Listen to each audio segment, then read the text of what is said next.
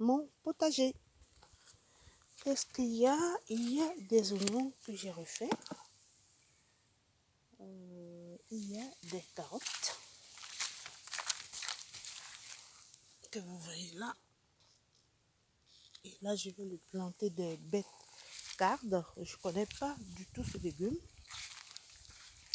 Donc, j'en ai fait pas mal là. Et là, ce sont les tomates qui ont été ravagées par le mildiou. Complètement ravagées, mais n'ayez crainte de la tomate, j'en ai.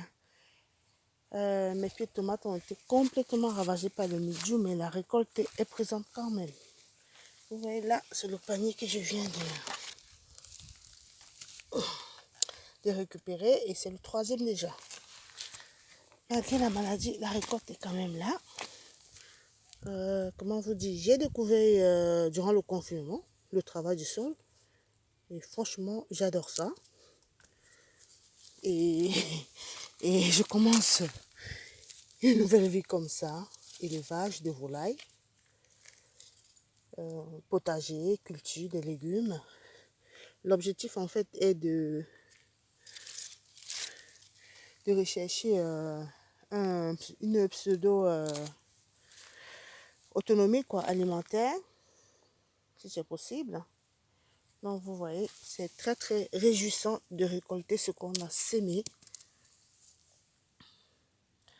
Je vous dis, si vous avez un peu de terrain, n'hésitez pas à se vu tout ce qui se passe là dehors. La vie deviendra très très chère. Vous voyez ça? Et là, ce sont des choux. Vous voyez, il faut que je les récolte parce qu'ils se sont déjà fait ravager par les limaces. Allez, on va enlever ça.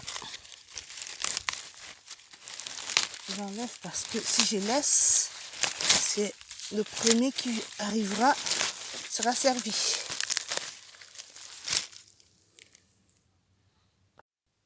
Là, celui-là, il a été rongé comme vous voyez. Et puis, je vous montre mon gombo. Pour ceux qui connaissent le légume, hein, ça a du mal à prendre quand même. On dirait que c'est un légume là qui sort déjà. Et puis des tomates. Et puis là, c'est des poivrons.